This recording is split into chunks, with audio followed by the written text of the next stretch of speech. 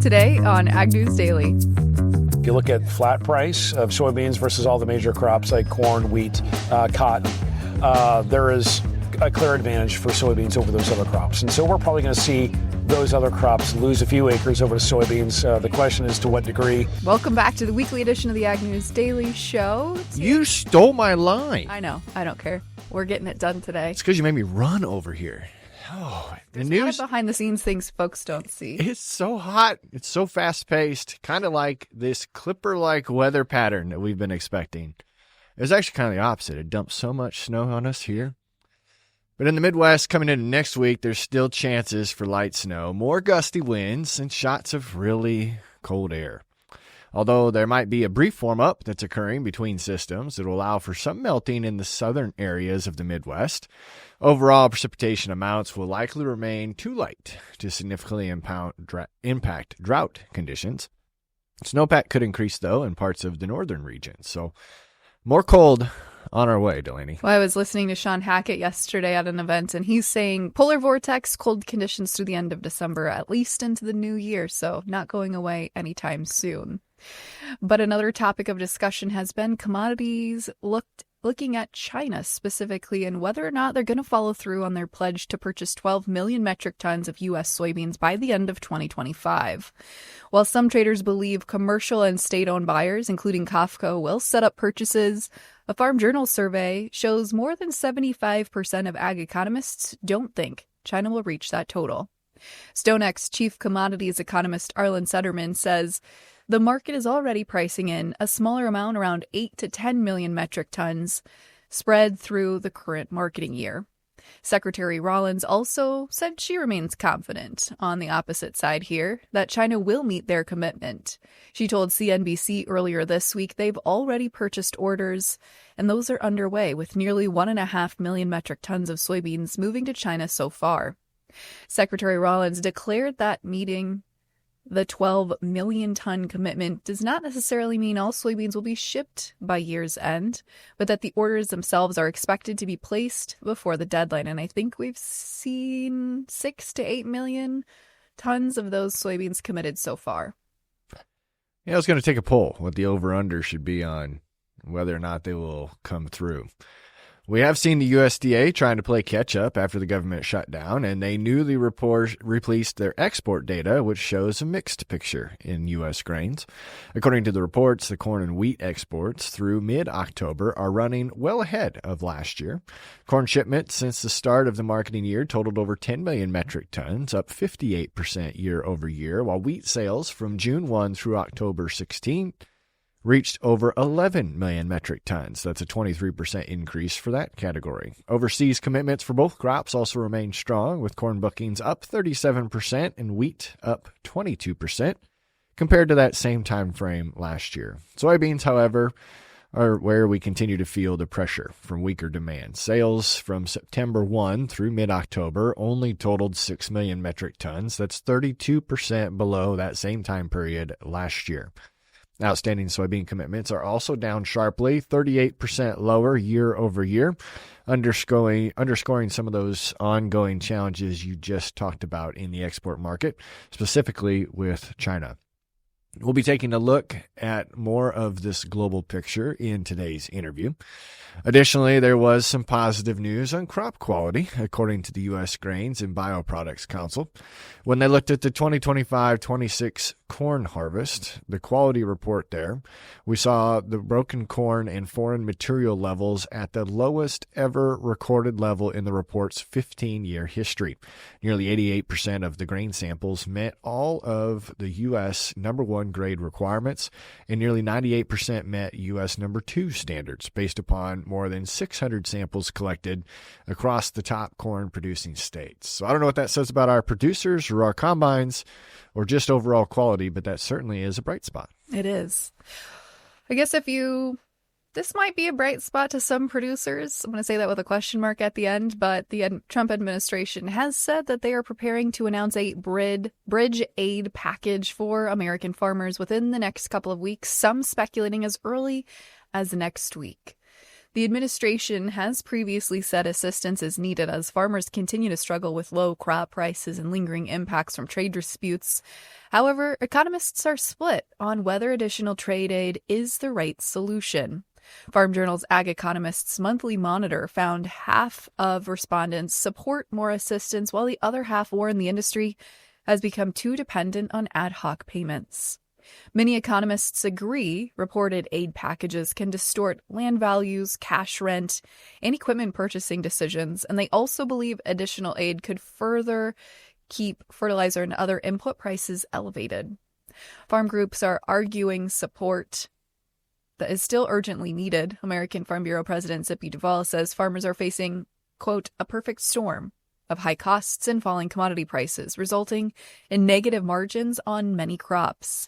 He also says assistance isn't about making a profit, but about helping farmers survive the next growing season as trade negotiations and market conditions continue to evolve. So I'm guessing, Tanner, we're going to report on some sort of ad hoc payment next week. And this 2025 is teeing up to be the largest year of ad hoc and subsidy payments that we've seen in the history of the last at least few decades. Well, that's probably directly tied into farmer sentiment, which improved in November due to some stronger crop prices and better export prospects. Purdue University and the CME Group put out their Ag Economy Barometer, which was up to 139, which is the highest since June. The jump was driven by a more optimistic outlook on the future, with future expectations index climbing 15 points to 144. Cash bids for fall delivery corn and beans rose 10 to 15% mid-fall, which lifted some of the confidence in the crop sector, and even weaker cattle prices weighed in on those that were livestock producers reporting. Despite improved sentiment, producers are still holding back on major investments. The Farm Capital Investment Index slipped again, with only 16% of respondents saying now would be a good time to expand.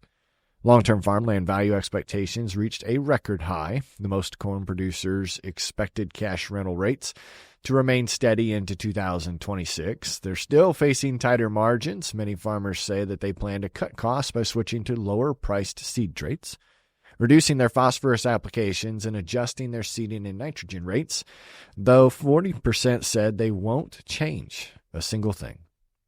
According to this survey, though, many producers are counting on the USDA assistance package. If trade tensions continue to impact prices, more than half of those surveyed said that any ad hoc payments would go towards paying down their debt. While nearly 60% of farmers believe tariffs could strengthen agriculture in the long run, that number has slipped, though, since the spring reporting, and uncertainty about trade policy is continuing to rise. So I don't think there's any surprises in that report. I think a lot of folks are paying attention, too, to see how the Supreme Court ruling on if tariffs are legal or not is going to shake out. Yep. But President Trump could decide next year to pull the U.S. out of the USMCA agreement. The comment from U.S. Trade Representative Jamieson Greer was first reported by Politico earlier this week. Yet U.S. lawmakers are urging President Trump's administration to approach next year's USMCA agreement with clarity, as concerns grow over Canada and Mexico's ongoing tariffs. What was once expected to be a routine review in 26 is now shaping up to be a high-stakes negotiation. More than 100 members of Congress sent a letter to U.S. Trade Representative Greer, emphasizing respectful talks, noting the strong payoff for USMCA so far. Agricultural exports to Mexico have surged to nearly $30 billion in the past 5 years, compared to $20 billion over the entire previous decade, with similar gains seen in Canada as well. Over 120 farm groups and agribusiness groups are also calling for a full 16-year renewal of the agreement. Industry leaders say USMCA provides stability at a critical time as farmers face low commodity prices and rising input costs. The National Corn Growers Association also stressed that the agreement successfully resolved Mexico's biotech corn restrictions and improved regulatory efficiencies that save farmers money. Both groups want science-based standards strengthened and Mexico's ethanol rules addressed in the renegotiation, while pushing for a long-term extension to preserve reliable export markets for American agriculture. So one of many trade deals that we're going to touch on here in today's show, Tanner. Yeah, I do think there's a pretty strong call for stability based upon a lot of these headlines. Same with this next one. Continuing discussions in the trade news are the 27 member states of the European Union that have approved a trade agreement negotiated by the European Commission with the United States. However, Mexico Business News reports that the European Parliament plans to challenge provisions it considers unfair after President Donald Trump tripled tariffs on certain EU products while Brussels agreed to eliminate duties on U.S. imports. In late November this year, the EU countries approved lower tariffs on U.S. goods under the deal that was reached last summer between the Commission and the White House.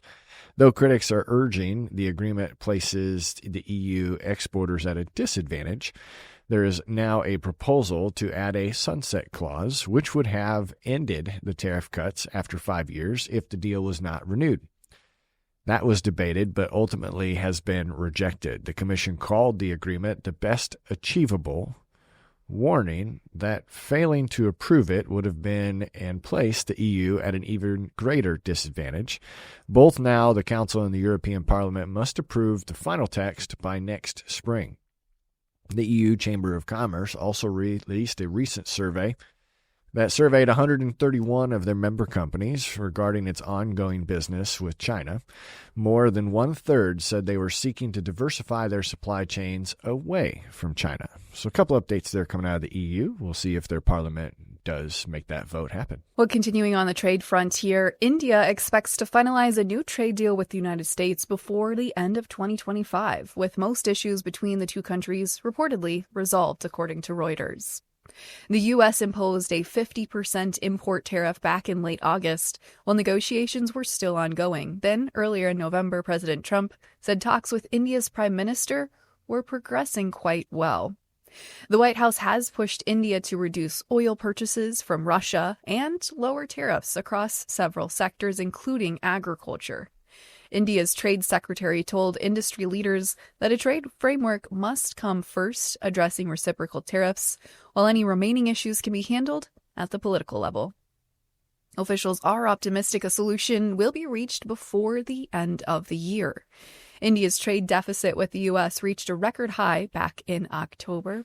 And Tanner, I know India was also having some discussions this week with Russia as well, so they're certainly trying to have their cake and eat it too, so to speak.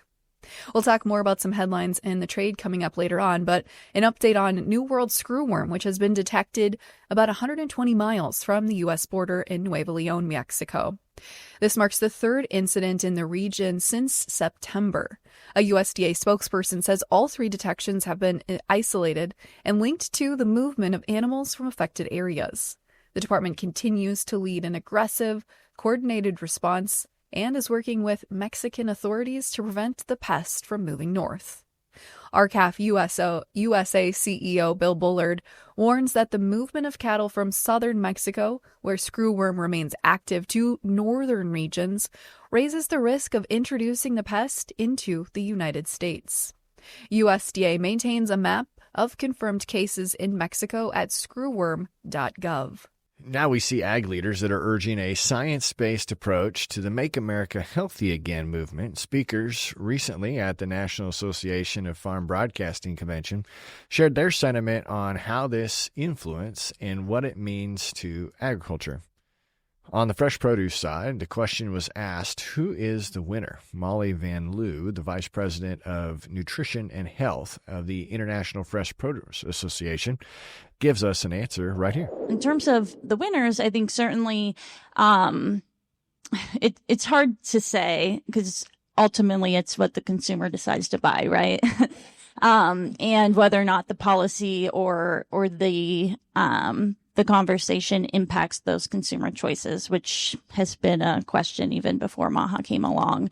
I thought it was interesting, though, last week, Secretary Kennedy did signal we expect the new dietary guidelines by the end of this year that, in his words, of ending the war on saturated fat. So on the surface, you would look at probably dairy products as being a winner in that, full-fat dairy products and beef.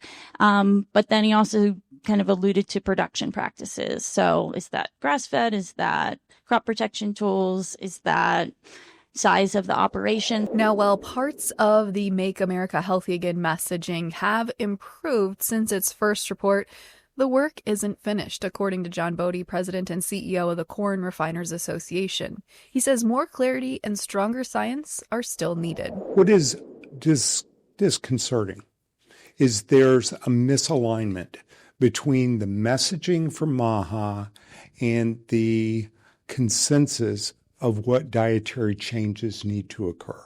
There is way too much stray messaging. Is there clarity and emphasis about eating more fruits and vegetables? I don't think it's there. Is there clarity about the importance of fiber in the diet? I'm not hearing it. So, the points of consensus are really not being emphasized. And instead, there's a lot of messaging that is simply inconsistent with where the science is. Lots of discussion about criticizing heart-healthy seed oils. What nonsense.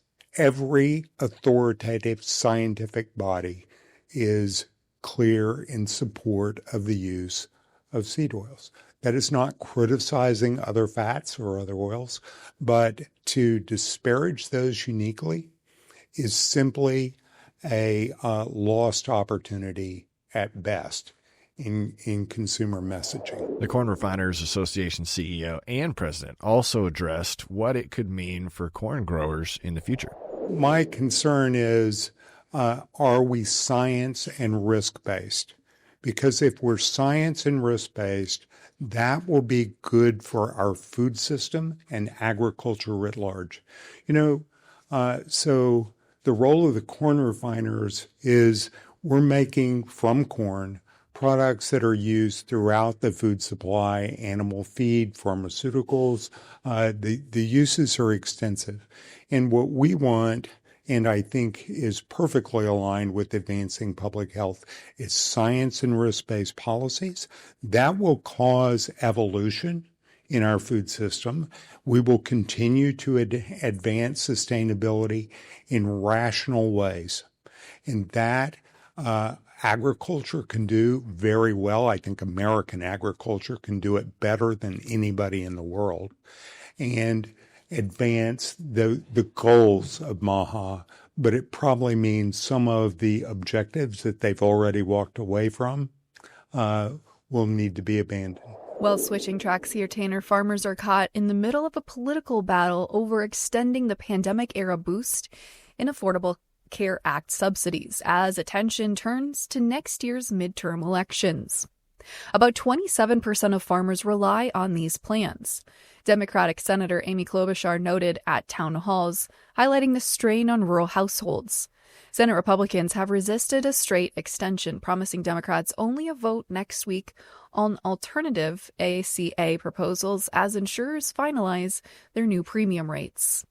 Senate Democrats remain divided on the approach. Minority Leader Chuck Schumer pushes for a direct extension, while retiring Senator Dick Durbin says lawmakers should address legitimate Republican concerns through negotiation. Senator Durbin also emphasized restoring tax credits for those who can't afford coverage, many of whom Klobuchar says are farmers struggling with tariffs and rising costs. With divisions in both parties and new premiums looming, reaching a deal before the rates take effect appears, unfortunately, highly unlikely. So I don't know exactly what that means for premium rates, Tanner. It'll be interesting. You never see premiums shift once they start. Or get less expensive, I would say, most of the time. That's right. Well, at the end of 2025, as it approaches, many farmers have been looking for ways to reduce their tax bill. But a new tractor or piece of equipment purchase may not be the answer.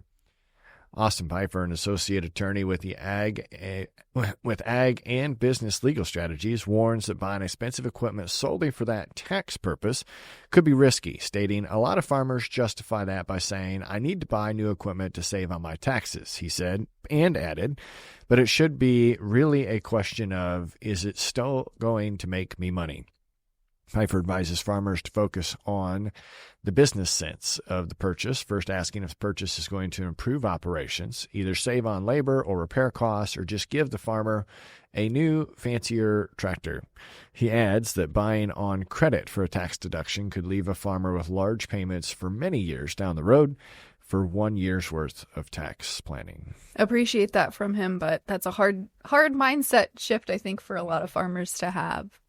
Well, on a fun specialty news piece for you all just in time for the holiday seasons, U.S. cranberry production is forecast to hit their 5-year average. The 2025 crop is expected to be at 8.13 million barrels, down 9% from last year, but close to the average of nearly 8 million barrels. Cranberries are harvested from coast to coast ahead of the holiday season and are available fresh from October through December. With remainder processed into products sold year-round, 1 barrel equals about 100 pounds of fruit. Do you think you could eat that in a year, Tanner? No. Wisconsin, the top cranberry-producing state, is expected to harvest 5.3 million barrels alone, but that is down 3% from 2024, but 4% above the average past 3 years, helped out this year by dry growing conditions. Massachusetts, the second largest producer, saw production drop 22% this year, so certainly seeing some geographical shifts as well. Yeah, absolutely. Our interview for today. This week, we're digging into the fall grain harvest. What does a record corn, soybean, and grain sorghum crop look like, combined with ongoing trade uncertainty, mean now for storage and transportation logistics? We're going to get insights from today's conversation with Tanner Emke, the lead economist for grains and oilseeds at CoBank, the Knowledge Exchange. Well, we're catching up with Tanner Emke, the grains and oilseed specialist for CoBank. Tanner, thanks for joining us today. Delaney, great to be here with you. Tanner, we have a lot of topics we could certainly talk about here heading into 2026 when it relates to grains and oilseed market outlook. What's the most important factor you're watching, though, as we head into the new year when it comes to what impacts prices? The main thing, Delaney, is we got global oversupply. Okay, so that I don't think that's any news to anybody. We had a record fall crop here in this country. We have another record crop in South America coming as well. We had bigger wheat crops around the world also, and so this is just the market right now trying to work its way through higher supply through lower price. But of course, nobody wants to talk about those boring things like the weather. We got to get through the Brazilian crop first. Okay, so if we have another record Brazilian crop, it's going to be low prices for at least the first 6 months of 2026. They're going to low soybean prices are going to be dragging down on corn and wheat, and we still a lot of corn stocks in this country. We got to work through a pile of milo or grain sorghum on the plains that we're going to have to work through. Our wheat export program is very strong, but we got some competition coming through bigger exportable crops out of Argentina and Australia. So the main factor here is just simple oversupply. We haven't had a crop failure anywhere in the world to speak of, really. And so we got to work through this, and you can only do it through lower supply or through low prices over a prolonged period of time. So my bias here currently, Delaney, is that we're going to be in a period of low flat price for quite some time. Now, that being said, we got to find some opportunities here for prices to recover, either in the cash market or in the flat price. We do have some sort of trade truce with China. We'll take that as a win. At least they're back at the table buying from the United States. They're buying soybeans, at least. It'd be great to see them buy a little bit more grain sorghum. They're the number one market for grain sorghum as well. So the return of the Chinese coming back to the United States is a positive, but we're a little cautious on that because these are state-owned firms that are doing these purchases. They're politically motivated. We still have a 13% tariff on U.S. soybeans into China. And Brazil is still offering soybeans at a lower price than the U.S. So we're not going to see private firms in China, private crushers, buying from the U.S. when you have this disparity, okay? And we need those private crushers coming back to the table to buy from the United States also, but we're not going to be seeing that, not at current prices. We need to see a weather issue develop in Brazil for us to see the United States finally have the advantage over Brazil on price. And then as it is with corn, we just got a lot of bushels, and it's still a phenomenal crop. Let's see what the United States or USDA rather does on the U.S. yield in January. This is going to be important. I know USDA was beat up a lot over their minor revision on the national corn yield here in the U.S. My bias is that we're going to have a little bit more of a revision coming, but I'm not bracing for anything major. USDA has already done their in this last report. They did an ear count. The issue is going to be with ear weights. How's the implied ear weight? How's that going to change? There was a lot of focus this past year on rust, with southern rust with corn. We had some heat and drought issues further east in places like Ohio. So that's being factored in. But even if USDA were to drop their national yield down to, say, 184, okay, or 183 even, we're still around 2 billion bushel carryout on corn. We still have a lot of corn.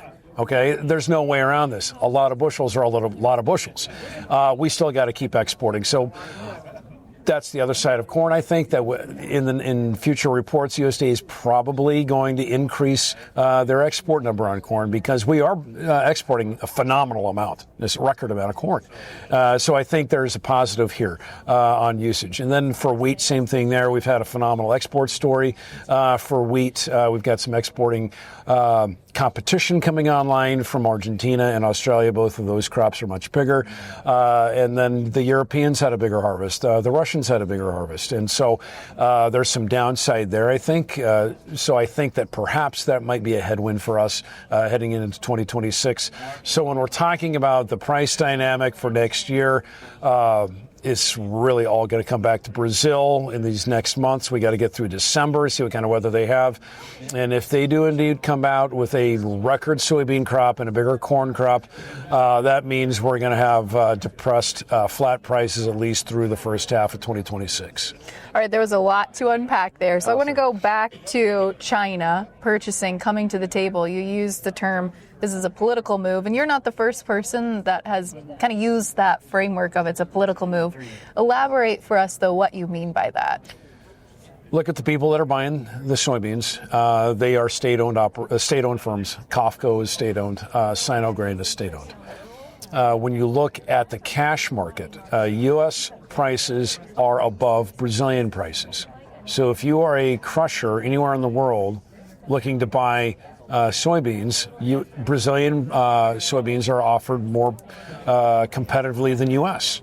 Okay, so right there, that tells you that the purchases that China has made so far are politically motivated because on a flat price basis or an FOB price basis, Brazil is still more competitive.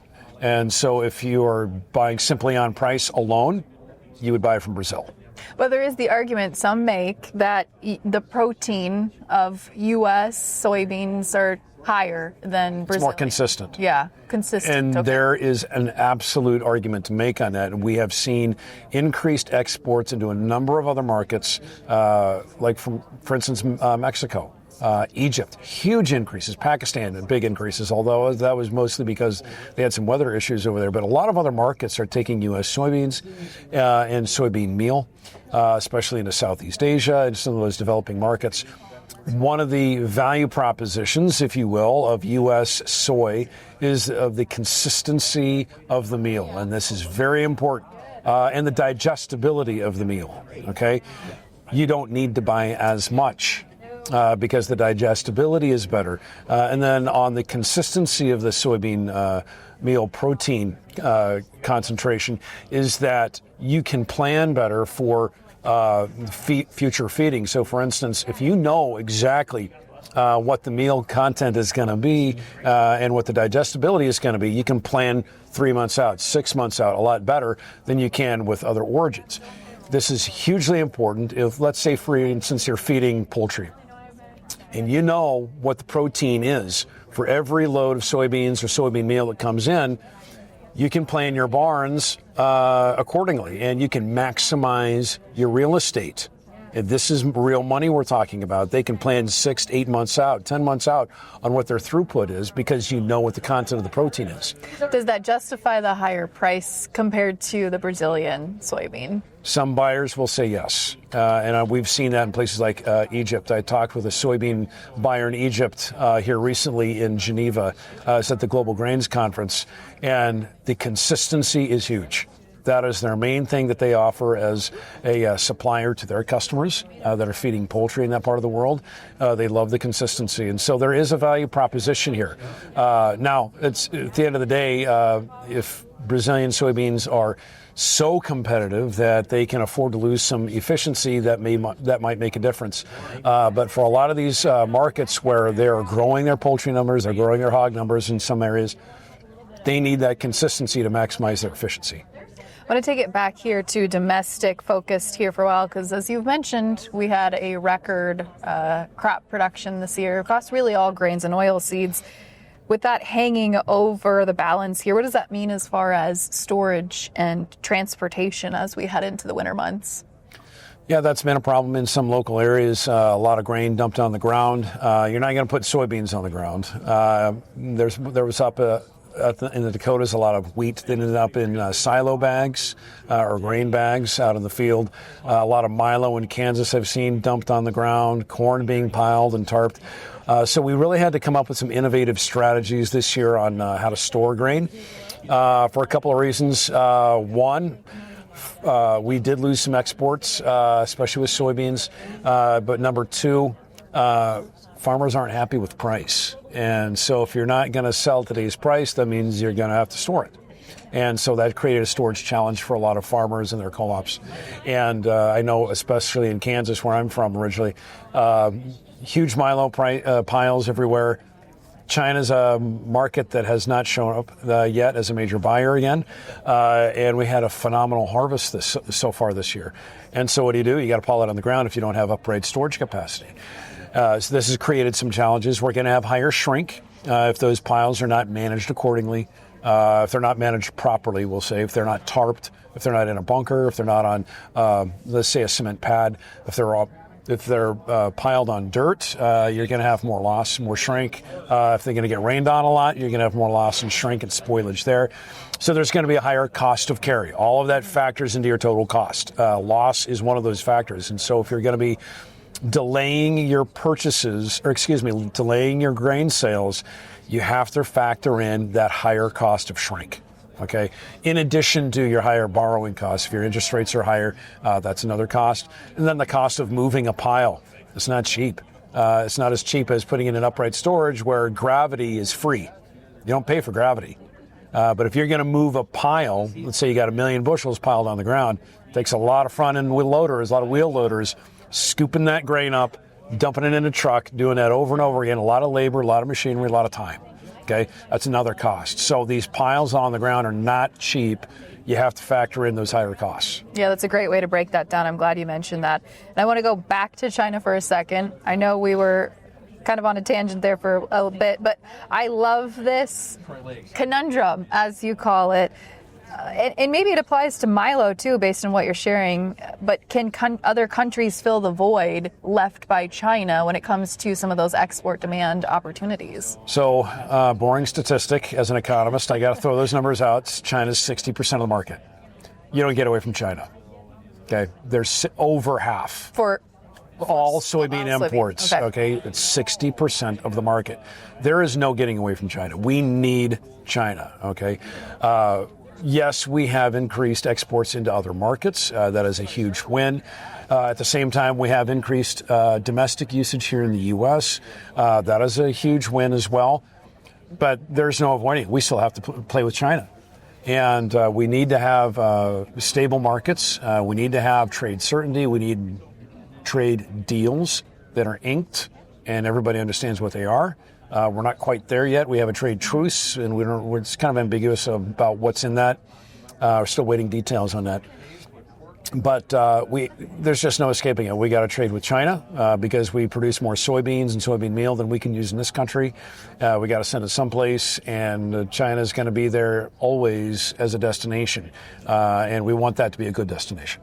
So with 60% being that market share for China, that's a big number. I understand that. What would it take? Because we do see crush and processing facilities coming online at maybe accelerated paces here in the United States. What would it take for us to theoretically replace that Chinese demand, even maybe just a portion of it? We would need to add probably another 3 or 4 crush plants to the U.S.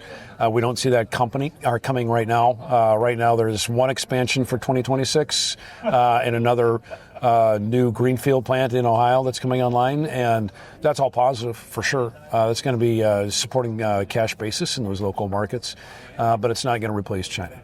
We still have to. We're always going to have more than we can consume, and so having good trade relations with China is usually a good thing. Do you see any other markets, maybe aren't going to be that large for trading partners, but any up and coming markets of developing countries that could present opportunity to fill in some of that void? Well, now we're talking like a longer term story. Yes. The growth markets take time to build. Because you're talking about demographical changes, like in Southeast Asia, for instance, that's a huge growth market.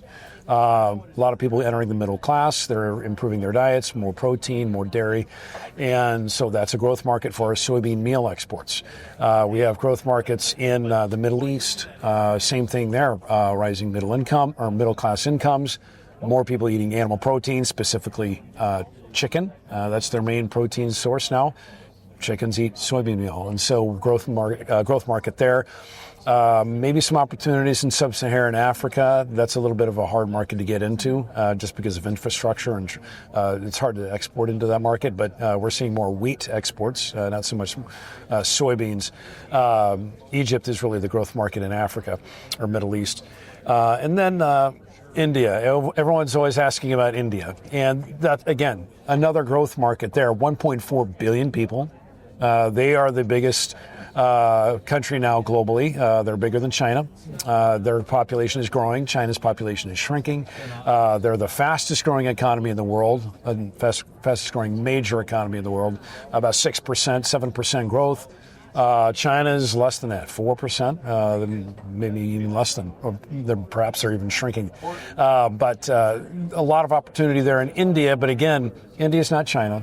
Their laws are different. Their infrastructure is different. Mm-hmm. Culture is different. Their culture is different. Their culinary choices or their cultural dietary restrictions are different because a lot of people don't eat protein over there. Hindus, they don't eat, animal protein. Mm-hmm. But you have a large Muslim population, and they do. They eat a lot of poultry over there. And that, again, is the growth market. So some opportunity to send more soybeans and soybean meal into India. But again, this is more of a long-term view. We just can't turn on a dime and replace China because, like I said, 60%, that's not replaceable today or tomorrow. That's a long-term story. Absolutely. Let's take it into a little bit of a more short-term view as we think about heading into 2026. Thinking about planting decisions, acreage mix, all of those good things. What are the signals we should be paying attention to if we do have the ability to shift some acres around in 2026? If you look at the price ratios right now, at this present moment, it would indicate we're going to see a shift over to soybeans. Because if you look at flat price of soybeans versus all the major crops like corn, wheat, cotton, there is a clear advantage for soybeans over those other crops. And so we're probably going to see those other crops lose a few acres over to soybeans. The question is to what degree. We have a cost of production issue. Cost of production is rising for farmers. Corn is a very heavy capital-intensive crop, and so that may push a few acres out of corn over to soybeans. There may be an opportunity for wheat, where I know on the plains we've had a lot more moisture, and I've heard anecdotally farmers are foregoing fallow and they're double cropping as soon as that corn, soybean, or grain sorghum crop comes out of the field. They're going right back in with a planter or a drill and they're planting wheat. And so if they're planting winter wheat, what that then implies and is might be more opportunity for double cropping into wheat stubble next summer with soybeans. There you go. Yeah. Okay, so it'll be interesting to see how this plays out, but there's currently a clear advantage for soybeans over the other crops. We're going to have to get through the Brazilian harvest to find out if that advantage even holds. Brazil is on pace to grow another record soybean crop. And if it's as big as people think it is, that could really impact soybean prices in this country and dissuade farmers from wanting to plant more soybeans. So we got to get through December first before we start really making any calls on where we go on acreage. Great. A lot of things to consider. Tanner, thanks for your time. Of course, anytime, Delaney. Thanks. Well, as always, we appreciate all insight from Tanner's. So now, Delaney, what's happening in the markets this week? I was waiting for some sort of Tanner and Tanner joke, but one other trade headline we didn't mention earlier, but I do want to make sure we touch on is President Trump and President Putin met this week to discuss a potential trade deal between Ukraine and Russia, a 28-point deal to be more specific. So certainly going to see how that plays out in the markets. Definitely range bound here for the next few weeks is what a lot of folks are thinking. Not a lot of great things to spark life into the markets, but we're definitely watching the U.S. dollar, interest rates as Jerome Powell steps out of office, consumer reports, job reports, etc. But the Fed will meet next Tuesday and Wednesday with the odds of a rate cut at now 90%. The CME Fed Watch tool is indicating 89% chance of another quarter percent interest rate cut from the Fed next week. So we'll see how that comes to fruition, Tanner. But we were just talking about interest rates yesterday at an event that I was speaking at, and a lot of folks think that is probably the biggest outlier for next year. Yeah, it'd be interesting to see all the economic drivers, of course, where we get updates coming as far as these incentive packages, these aid packages, trade agreements. Certainly a reason to continue to tune into Ag News Daily every single week. Check out our clips on all of our social media channels, but we will try to keep up with the latest headlines for you. And if you're an Iowa State football fan, hopefully we have no news for you next Friday, and we get to keep our beloved program together. So looking forward to enjoying a happy weekend ourselves. We wish you guys a very happy weekend. Stay warm and tune in next week. But for today, what do you say, Delaney? Should we let him go? Let's let him go.